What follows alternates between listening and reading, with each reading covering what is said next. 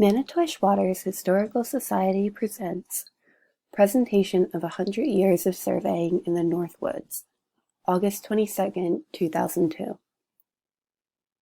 In 2021, Manitowish Waters Historical Society benefactors have generously funded interns who will record about 24 historic videos from Koller Library. Community members like Jim Robinson created these early videos that are available on our YouTube channel. Please take time and explore each of these timeless gems. We hope you enjoy the video.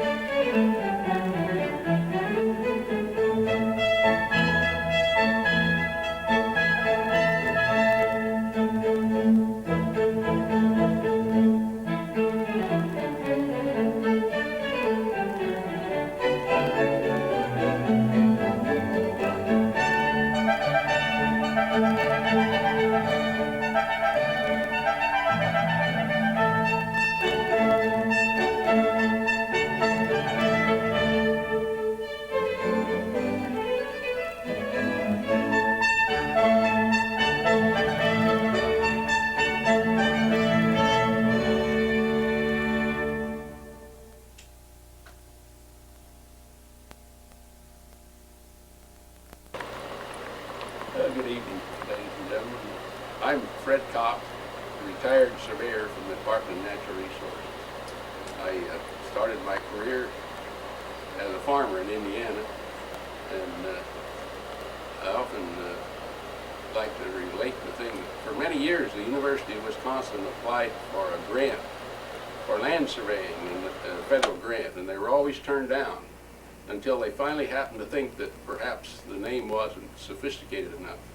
So they applied for a degree in geometronics, and it was approved the first year. They called it geometronics. So I say that I was an agronomist and animal husbandryman, which of course is a dirt farmer. But, okay, now this evening, for this to mean anything, I have to give you a little short education in surveying. And the original 13 colonies do not have section, well, you can't make a positive statement because there were some townships laid out, but they weren't like our townships. But they were meets and bounds descriptions, which they measured so many chains and described the boundary, the meets and bounds, measure and boundary. And in Wisconsin, we're in the rectangular system, which was first used in Ohio when they quieted the title to it, and they wanted a systematic system to do it. And they started out, laid out the township system, which you've seen on the maps. And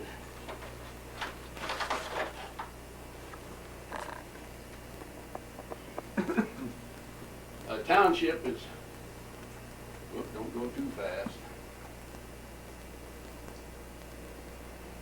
As you're all familiar, Manitowish Water is one of the few towns that also encompasses just one survey township.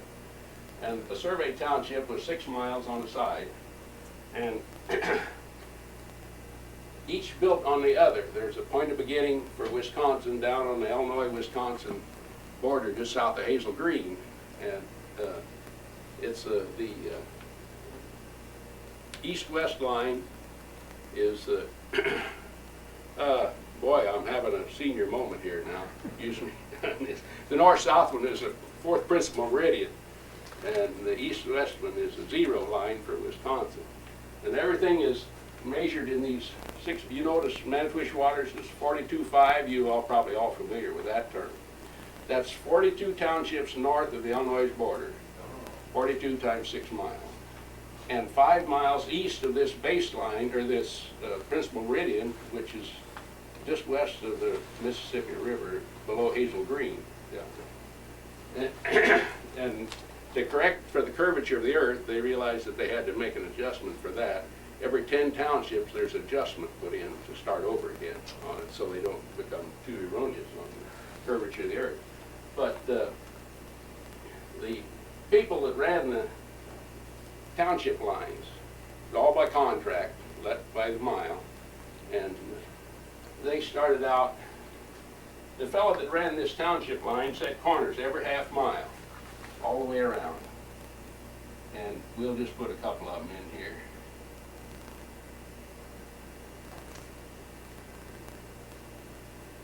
I hope there's 6 there.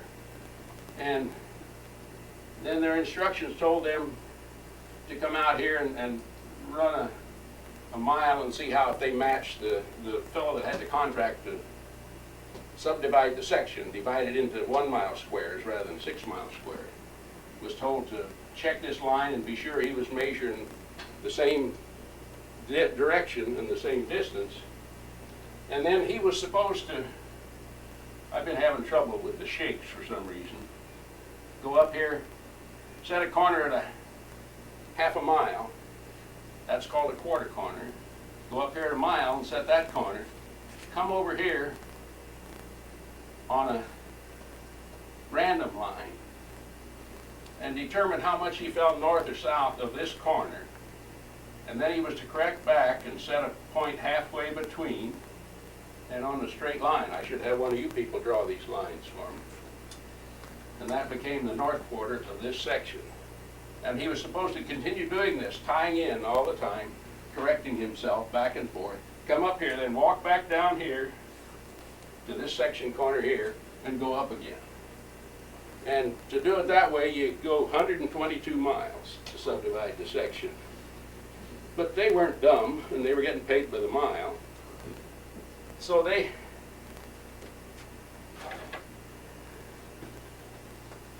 figured a way to increase the profits on their contract.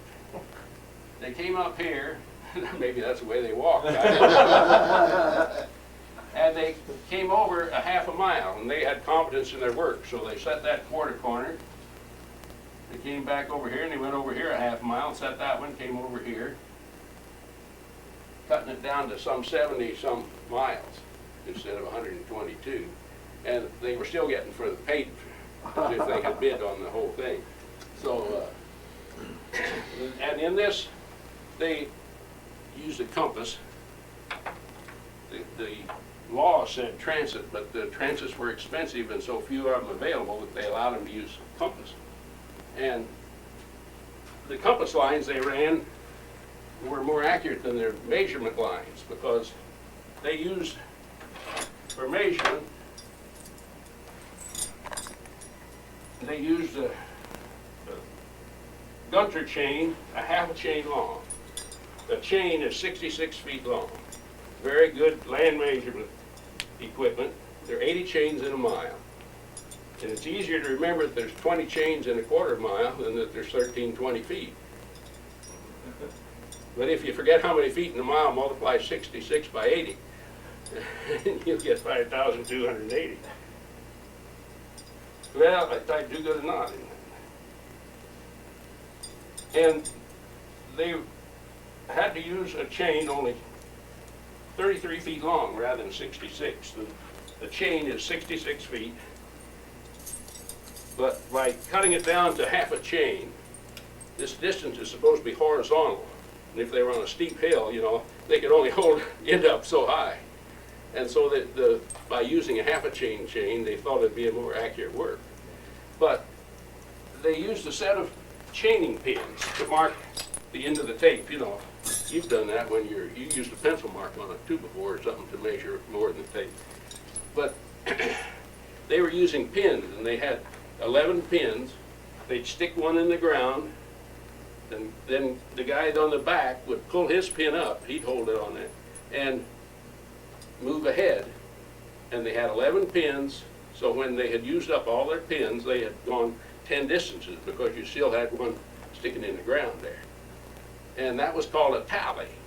And to keep track of that, you know, some of these people didn't read or write, but they would tie a knot in a thong or put a rock in their pocket any number of ways. But if they made a mistake and one of those knots came out, they immediately had a 10 half a chain error, 10 33-foot units. And you can tell the pattern they went because the compass, which is, they had a railroad compass with a big dial on it. And we use this just when we're looking for corners. That's a Silva compass. And it has a mirror in it, which is really very handy because if you can't find the truck at night, you know, you get, and even if it's cloudy, you hold it up and you look in the mirror and you turn around slowly.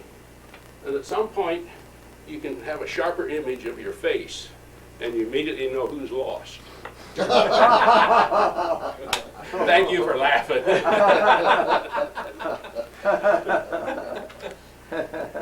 Well, let's see where I am. Where am I here? Oh, so I've learned that we look straight east or west of some corner in here. And they go up to here, and they didn't tie into the north line like they were supposed to. They went up to this corner half a mile away and came down on another line over here. But these 5 chain errors tell you which way they were moving, which direction they were running the lines. Sometimes they ran the lines east and west. But it was permitted, but they were supposed to transcribe their notes. Now, what they were doing at these corners, I may have to call on some of you artists to do this. Here's the corner here, the intersection of the section line. They set a post. Boy, that was a crooked tree they made that post out of. It was out of whatever it was close to, they could make one. And then they went over here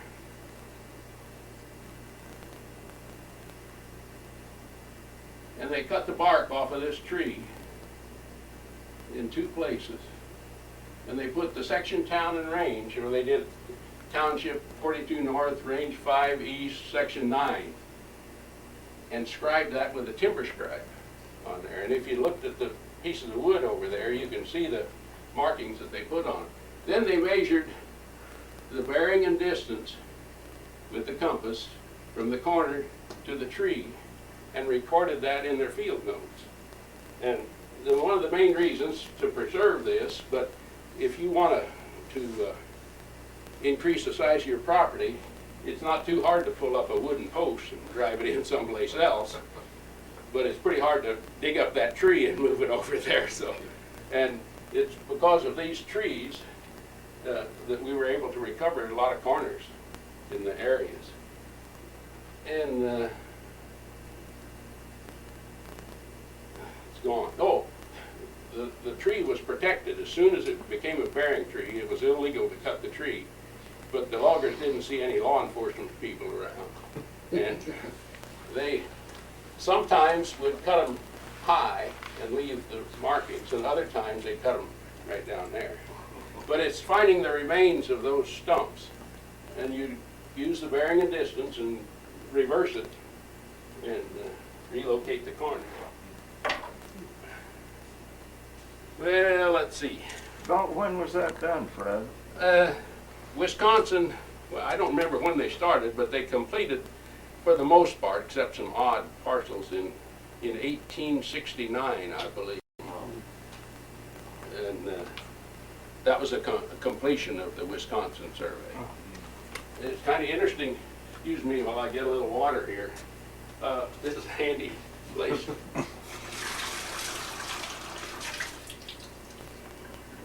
I did some work down on the Fox River, and they surveyed south of the Fox River in the 30s, 1830s, but they didn't survey the north side until after the Indian rights had been extinguished, which is the language used in the information. And go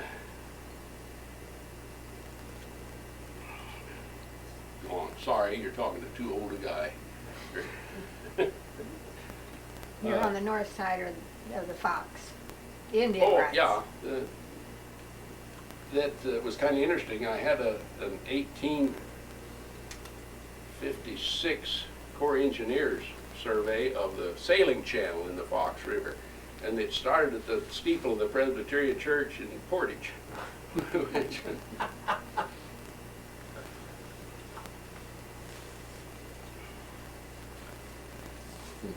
Well, and here, if you haven't seen these, I'll take one of these up here. Should be one here that shows.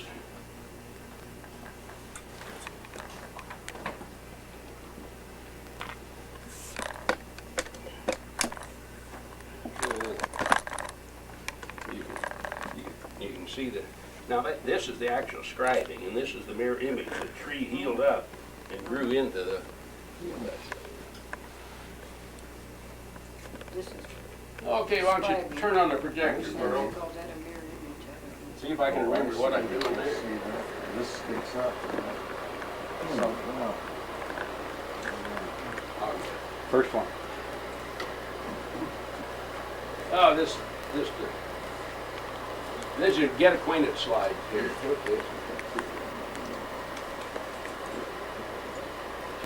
That's in the spring breakup. Ice shoved up on the shore and melted. Oh, that little commercial. That's our place on Wild Rice Lake. Oh, snowshoes can be used for a lot of things besides walking on them. That's Kenny Friend. And there's Paul Brennan. Most of you have heard some of his programs. Go ahead. And that's not focused very well. There, is that better? Yeah. That's not the best thing to use snowshoes for, but it's a lot better than getting wet. And he's walking across an old rotten beaver dam. Okay. And there I was drinking out of the creek. I went upstream from where he crossed it. Whitney fell in there. I reached across the creek and had my hand on the ice on the other side and it broke off. Well, now we're in the summer already. Picnics are the thing to do in summer. He's wondering whether he has to go to church or whether he play in the lake all day. That's Highway M north, since before it was reworked.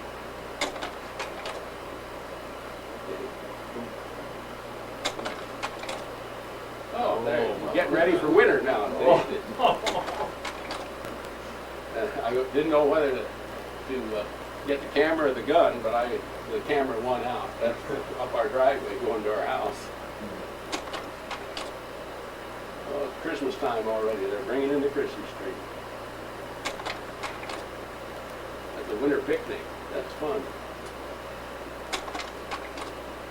And I don't know whether you ever have relatives and friends up at Christmas time here. That isn't I just happened to see that mess in our family room, and so I took a picture. You familiar with sundog? You see that? It doesn't show up very good there. And the old wives' tale is that those precede cold weather. That's 44 below. And it had raised a little bit before I thought to get the camera.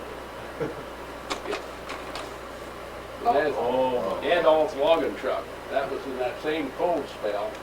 And he hit a highway end that used to be too smooth, and he went over a bump, and it broke right into the Oh my God. Well, going to the office, but I like the snow on the trees and everything. That's a trout lake. Oh, and I was invited to speak in Washington, D.C. one time, being a kid from the woods.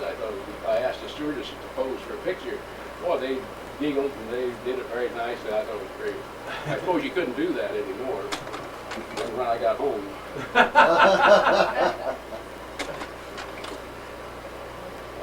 Now, how do you like that snowmobile? Yeah, that's what we used. And that had reverse on it. You reached back and shifted the gear on the engine behind the seat there to reverse it. There's the equipment we carried. This slide was taken after we started using chainsaws, and they're easier than axes, but you always got to carry gasoline and oil, so I don't know whether you came around with it or not. We did wind up with wider lines when they were using the chainsaws. That's going through a plantation. And you have to have line of sight so you can see all the way through there. It's lunchtime now, and you got to thaw your sandwich out. Paul said he would rather eat frozen sandwiches than he would have burned ones, and so you can see how happy he is about eating that frozen sandwich. Oh my goodness. Now, most folks think this is a put-up picture, but Kenny Friend, who's in the other slide, always carried a banana. And I don't know if you ever tried to peel a frozen banana, but he had a reason to hold it over the fire on. Okay, I think that's all of that. Yeah, you were just ahead of your time. You know, they had Mr. Food. He just had putting bananas on your grill. Oh, yeah. So you were actually ahead of your time. Well, see if I can get a little light on my notes here.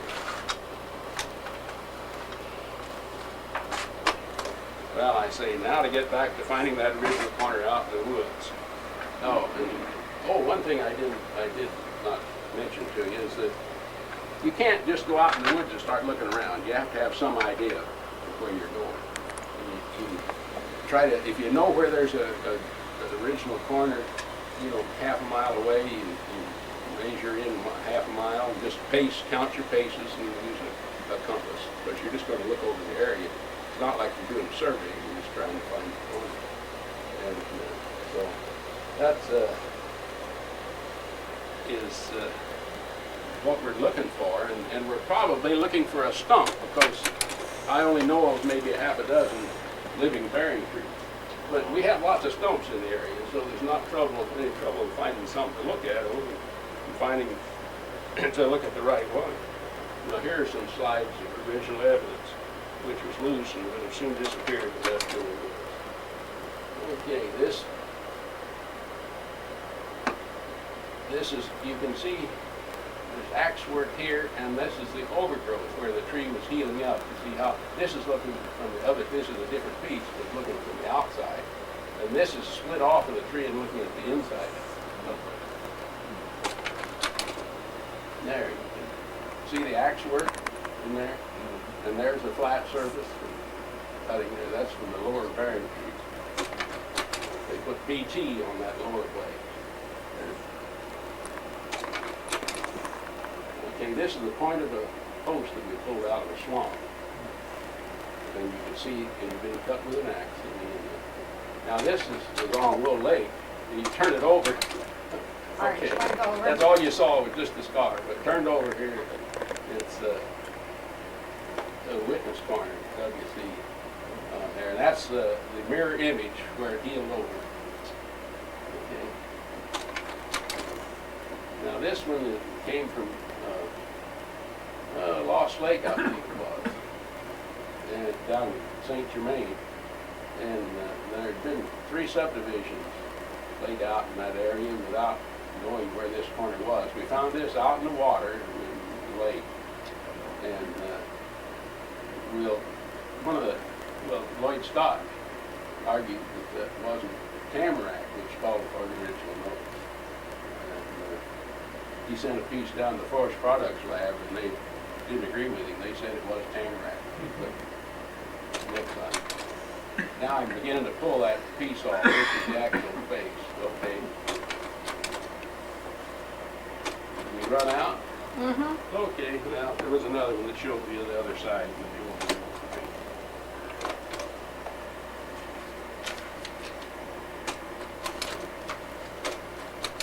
Well, I've edited this quite a little bit to save some time, so it's going to be a little... Fred, why were you were trying to establish new markers from where the old ones were? Yeah, well, I didn't probably explain that completely enough. In fact, I'm glad you asked that question, because this system built on itself all the time. And they soon realized when they were doing work in Ohio, they found that errors had been made. If you correct that error, you change everything. You know, if you'd had an error down on the Illinois border, it changed everything there in Wisconsin, you know, and somebody found another one, it'd be changing all of them. So Congress solved that problem. They said the original surveyors made no errors. Yeah. And, you know, that's an easy way to do it. Well, it was a very practical thing. Oh, yeah. Because that stopped it had to be settled down, you know, it stopped that. And then they said that if it was short, everybody was shorted. In other words, these corners are set a half a mile apart. And if there was an error made there, it was supposed to stay where it was made. And if you bought 40 acres in here and it was short, you didn't get 40 acres. But that's all that you got. It was legally. And y'all know Paul Brenner, I think, probably heard him. In the section he lives in, they made 3 5-chain errors in, we couldn't pin it down except a mile, but it's got 990-foot error. It's short that much on one side, a real lopsided section. Now, was that in his favor, or? I don't remember.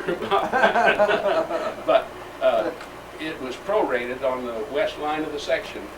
You prorated it so that each person got their proportion.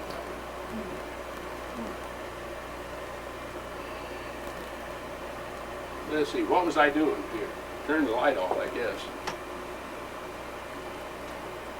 Okay, that's good. Just leave that one on for a bit. In the case of the north quarter of Section 9 in the same township, a swamp served the same purpose. In other words, it helped us locate the corner. Now, just underneath the pencil there, that dark area is a swamp, sphagnum swamp in there.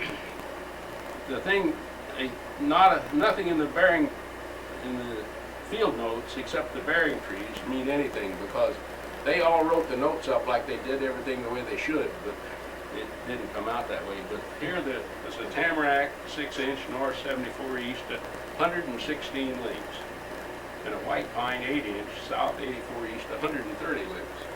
Now, they usually used trees as close as they could, which were somewhere under a half a chain or 50 links, but since this is over 100, you can figure that they were out in a swamp, and no close to the east shore of it, because the bearings are east and only 22 degrees apart. Putting all this together, we know that we should look for the corner about 120 links west of the east shore of a swamp, or from an island in a swamp. Our random line had crossed a small swamp in the area of the quarter corner. As pine stumps seemed to be more durable than tamarack, we first examined the east shore for the remains of the south 84 east tree, but found nothing which could be identified. Moving out in the swamp, we found a rotten tamarack about the correct diameter and showing overgrowth. There it is right there. We measured the original bearing and distance from the stump.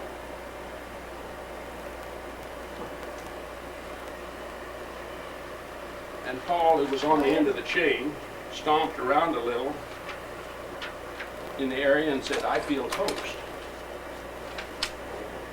Sure enough, we'd located another original corner. It always surprises me when we pull up the point of a post which has been set 100 or so years ago and find it just as bright as it was the day it was set. This post has darkened some since we first pulled it up in 1959. This was 69, I think, when we did this. But the point is still good.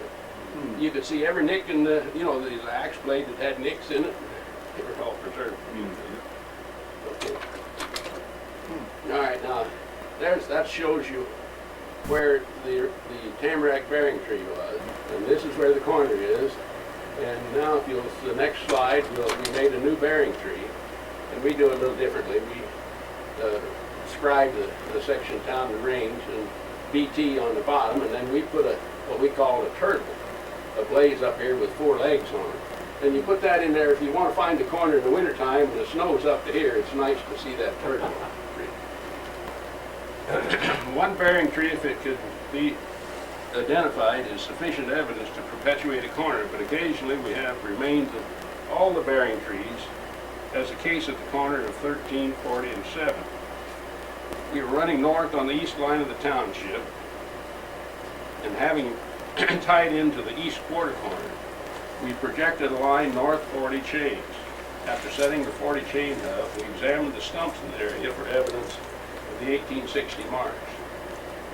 Some 40 or 50 lengths northwest of our hub, we found this stump. You can plainly see the pitched over oak of the lower face, and Ken is pointing to the lower notch. No scribing, it withstood 99 years of weathering.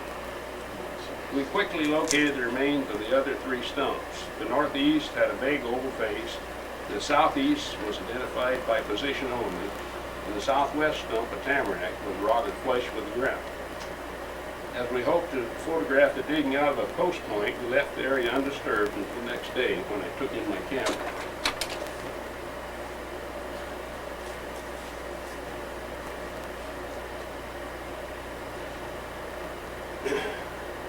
Okay, I think I must.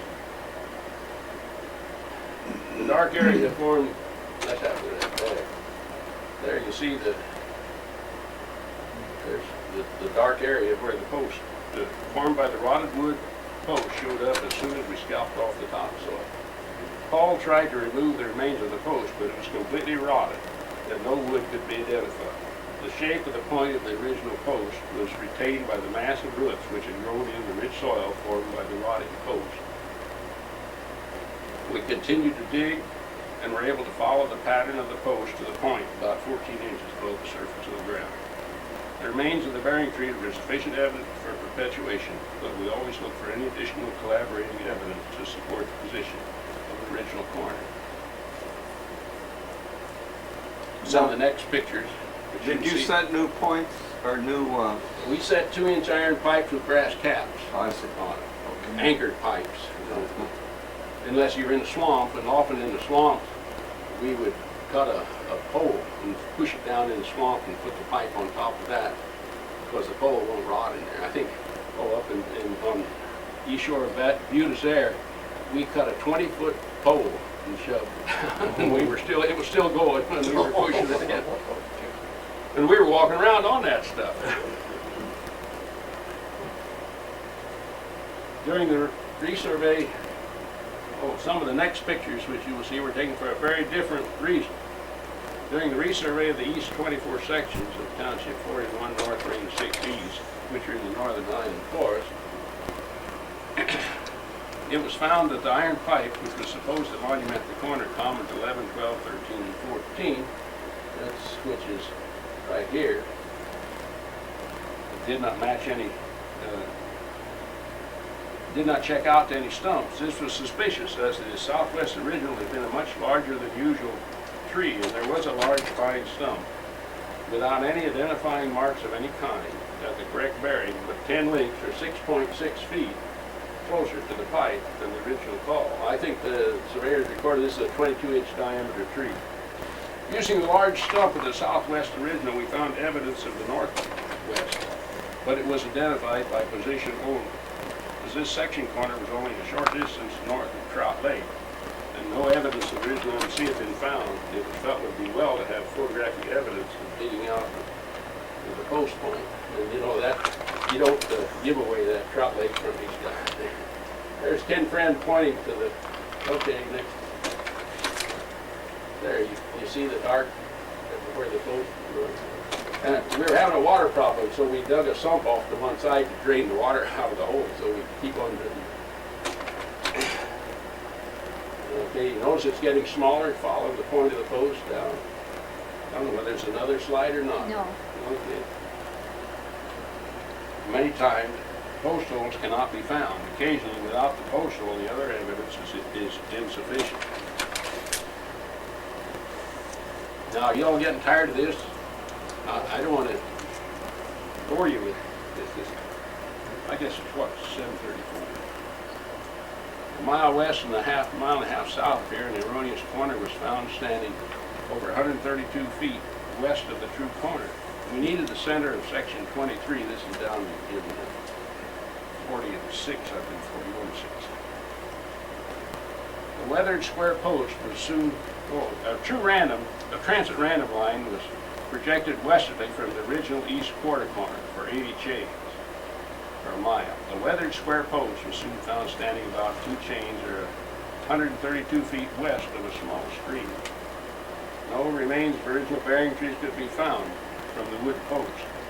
This in itself is not sufficient evidence to brand a corner erroneous, as we have many fully authenticated original corners where no trace of original bearing trees can be found.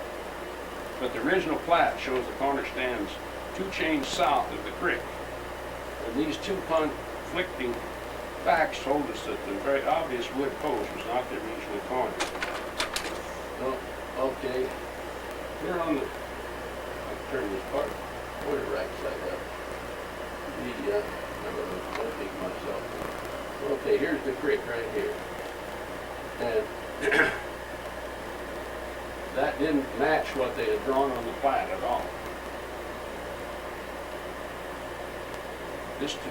We continued to search in an ever wider area, trying to figure out which way the original surveyor ran the section line. There was a creek on the plat, and I read you that, didn't I? Not check out what we found in the field? A rampike was found here, which had a scar on both the north and the south sides.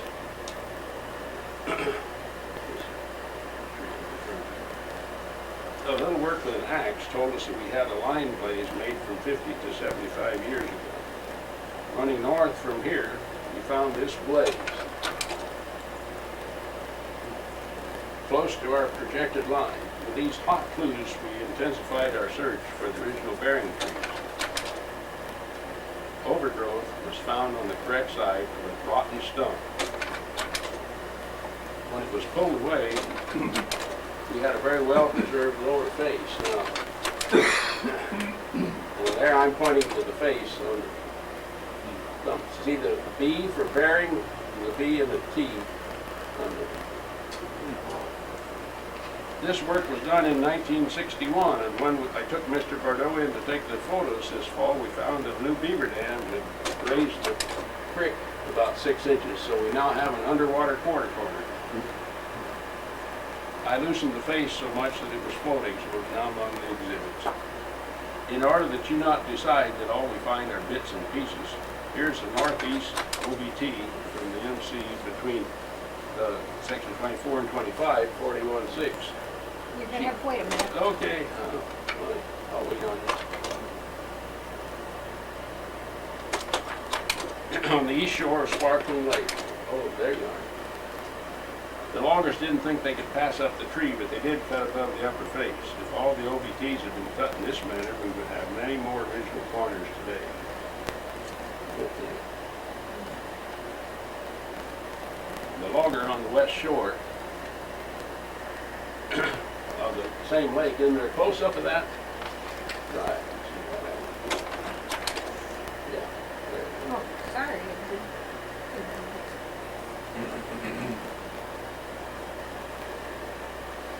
Where was I? The logger on the west shore of the lake was not as considerate.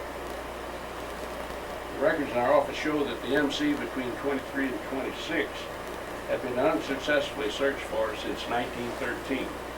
We felt that we had very good control, and our crew had looked for the corner on 2 previous occasions, when on August the 10th, 1961, I returned to the area alone. The only chance of original evidence we had was the pine stump, was the other bearing tree was an aspen. And we have identified remains of one original aspen in all the work we've done. The only good pine stump, I'm pointing to it there, that's the correct diameter and distance from the lake, was about halfway up a steep bank. And even though I knew that between us, we had looked at it a dozen times, examining the more recent axe work on the site where we expected to find the face, I kept returning and looking at it one more time. There it was, Scribe. There you see that line? That always showing back up one slide. There, that's all you could see, was that photo right there. And I broke the piece loose. And it was on the south side and not on the southeast side where we expected to find the call. Now, I'm holding my compass on the southeast side and holding the piece where we found it. The axe man who made the corner apparently had trouble standing on the steep bank, and he stood behind the tree and made the face on the south side. And we, of course, we perpetuated. The corner fell in Sparkling Lake, so we set a witness to the original MC on the shore. This is on the slim side for perpetuating evidence, although the small overgrowth in the flat face would have been sufficient if it had been found on the proper side of the stump. The corner comment of 2, 3, 10, 11, 40, and 7 was found even though both bearing trees were gone. The location of this corner demonstrated the advantage gained in township resurveys. Okay, that's where we were looking from. We had found the corners north, east, south, and west. The corners a half a mile away, and computed the 4 probable locations. You know, you always come up for multiple places to look because of those 5 chain errors that you trapped in. We found the corners at the point 120 links east and 78 links south of the intersection. We found 2 stump holes that matched the original notes. It would seem that in an area with as many old stumps as we have, that you could find many pairs of stumps that would match the original bearing and distance, but we didn't find it so.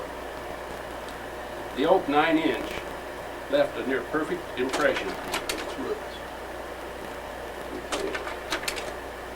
Now you see we're digging the leaves out now. Yeah, there's another one there. And if you stop and think about it, we often wondered if we were looking at chipmunk holes or something.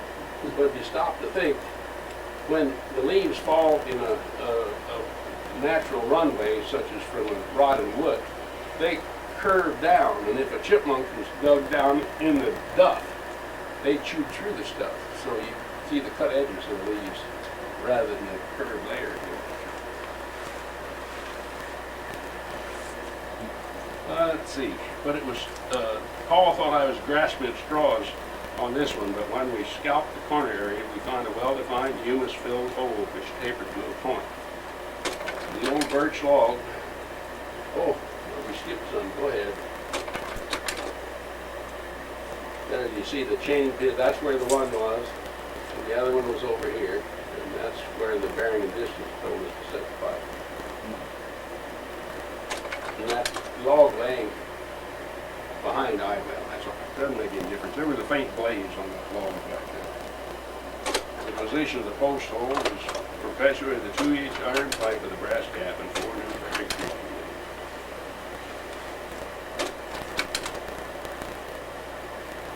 Can you remember when I started out, I said that one should look for cruiser marks? Maybe I didn't, but I should have. Well, here's a good one.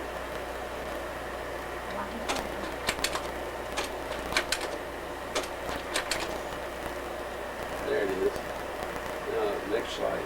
This is a 5-diamond mark made with 8 well-placed axe strokes.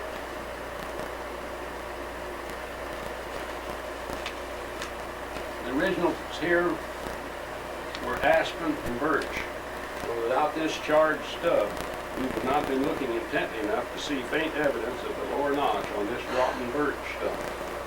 I'm lost. Okay, try the next slide. Okay, that's the well 8, last 8. axe strokes. This guy was good with an axe.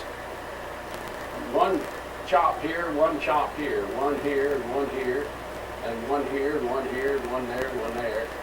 And he did them so that he had a nice diamond in the middle of each one of those chips pulled out of there. It was all, we call him Five Diamond Dick. I don't know what his name was, but that was a good name for him. What page are you on? Oh, I'm on page 25. We didn't have enough for Well, no wonder. perpetuation. We're giving up on finding the post hole and we're turning to leave the area when we decide to dig just a little bit more. Not 6 inches from the area we've given up on, we found a beautiful sharp post hole. Oh, there's a notch on that little birch stump right there. Okay, in order that no rules can be followed, would you think that this Norway pine was marked in 1864? And it was still alive when that slide was taken. It's since died. I go in and look at it once in a while. But it hadn't grown very much in the 100 years or the 96 years since it had been marked. It hadn't healed over. This is the last corner, and we're going to go right here. Here's Whitney Lake. Whoop. We went in to visit, and I saved it to last on the best preserved faces that I've seen. We parked here and walked into the southwest corner of Whitney Lake. I had a close one on the way in. I almost stepped in this pile. Even though I knew that the bear is probably miles away by now, I looked over my shoulder and all I saw was Mike the photographer. The southwest original is only a moss-covered log, but the new northeast bearing tree is a fine tall stump, which I hope will be standing in the year, well, I'd have to revise it.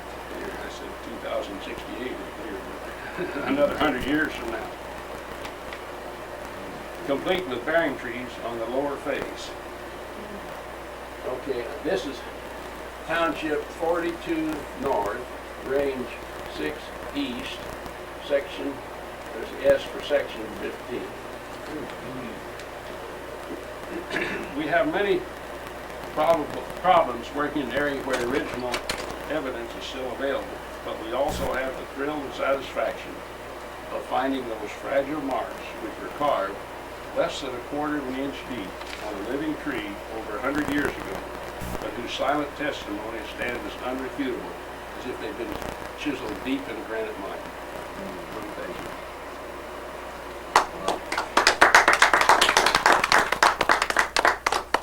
Fred, how did they carve that? With a knife? No, they had a tool, they called it a timber scribe, naturally, and it had a hooked blade on it and a point. And to make the round marks, you shoved that point in and turned it. I see. It looked like a hoof-driven knife almost. Okay. And then there was another blade that you just made the straight line. I see. Okay. Cut kind of a V groove. I No, it was suppose. circular. You can see I the see. remains on the, the evidence there. Uh-huh. Oh, yeah. I didn't need much to. You were trying to find the original marks they had made, is that right? Yeah, yeah. And what if what you found was radically different and you couldn't duplicate? Unless you had somebody's notes, you know, if it didn't fit. But you didn't have many people. You want to look at those that. Then they'd resurvey? Yeah, we made new bearing trees, you know, but they weren't made like the original surveyors were.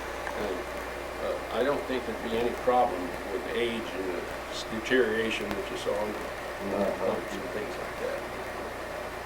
You know, there's, well, I don't know. Now, were there some cases where you absolutely couldn't find? Oh, yeah. We had original evidence about the first township we did in 40 and 7. We started that in 1959, January 59, we started that job. And we recovered 70, we had original evidence of 75% of the corners in the township. And we thought that was phenomenal. Were you checking every quarter mile or Half mile. every half mile? Every half mile. Okay. And And and we had a higher percent in that township because there wasn't much development. Witches Lake is in that township, and we located a corner on the south, the original corner on the south side, and the surveyors ran right in and subdivided Witches Lake into 100-foot lots, and Hunter subdivided that. I said, well, I wish we hadn't laid it, because it saves them many thousands of dollars when they can pick up our work and find all the corners in a section, 8 corners in a section. It might be interesting. Can you add, while you folks get your coffee, That's the question, I guess. You mean in You've bought a property that's legally described, Okay. and it turns out when you hire the surveyor, he comes in and he says this doesn't match. Yeah. The line should really be 5 feet over that. Well, that's subject to correction. They don't have unless you don't care. That's all maps of 42.5. That's a 1910 plat book there. But no, anything that I did is subject to correction. You only make, the surveyor today makes a dependent resurvey. It depends on where the original corners are. And they don't change though. You can't, no, if you recover the original point, the original location of them, those don't change by the federal statute. I So said, they made no errors, those fellas. This guy Congress that's saying said. that it was wrong isn't really. Well, this is hypothetical. I'm just saying, what okay. if? He's talking about a lot subdivision, Right. a building lot. Uh-huh. Well, where do they start, like when they survey out lots? They gotta start from someplace original, right? Well, what section are you in? We're on the south shore of Upper Gresham, so I don't know what section. Oh, you're down in 41.6, I think. Okay. Whatever. But I mean, they kinda like I started think- our subdivision on the south shore from the, they started from the state land, the corners, I think. Yeah. But they established, But who established the corner on the corner of the state land? The original. That's the original Original survey surveyor. in 1869. Finished. Very good. Now, what lake did you say you're Upper on? Gresham, on the south shore of Upper Gresham. There's Upper Gresham. Uh-huh. I used to have it here. Right, so we're like, this is You probably on Harmony Harmony Point. No, we're to this side of Harmony Okay. Point. We're probably right in here. Yeah, okay. And there was an old logging road that went in there, so and that comes right in the back of our lot, so that's probably, we're right along here. But That they wasn't- kinda like surveyed us That from the wasn't state surveyed land. until after we had done this resurvey work. I think they had Right, just sold right. it. And so they had to use these corners that were established. So Okay. either we perpetuated what we found, if we found a good corner, then you just make new bearing trees and if Right. it was not a good monument, we'd replace it with. So actually, they probably started from this line would be the most logical Well, and work this way. Oh, since you asked that, I'll tell you, you can't start from one line. Oh. You gotta start from a corner, No, no? you have to start from many corners. Okay.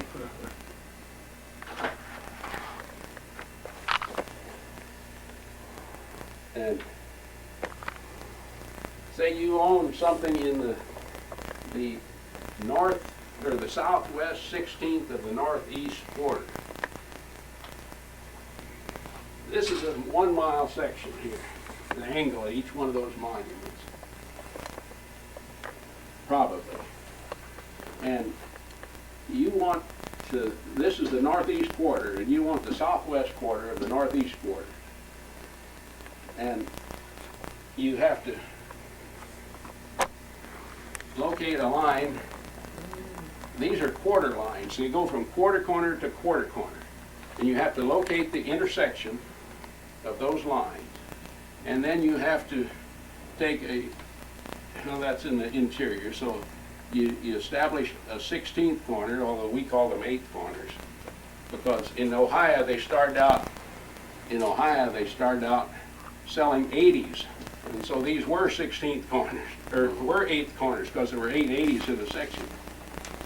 But you have to find midpoints there, and if you're in section 6, you have to prorate that one according to the original notes. And then you intersection of the 16th lines in here. And then you have this not established, and then you can start, you know, if you're here, then you can start from this point, and it might be computed, might not be monumented in the field, but they're trying to, well, I don't keep up with things now, but that's why sometimes it can cost $5,000, $10,000 to find out where your property is. If it's just a paper, some realtor just wrote a description without a survey, it can be mighty expensive to locate where the land is sometimes. What do they use now for instruments? Lasers and Well, transit? GPS is a thing, but you can't do everything with that. You have to get out in the field and do some looking. A good example of that was the Forest Service years ago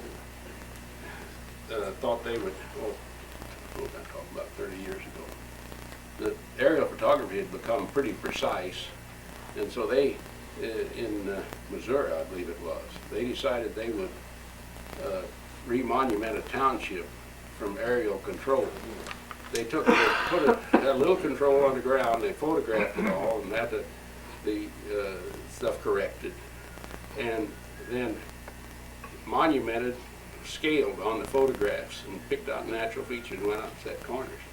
And I talked to some private surveyors that worked in the area, and they didn't do enough ground search, and they have found original corners 300 feet away from where the Forest Service set the corners.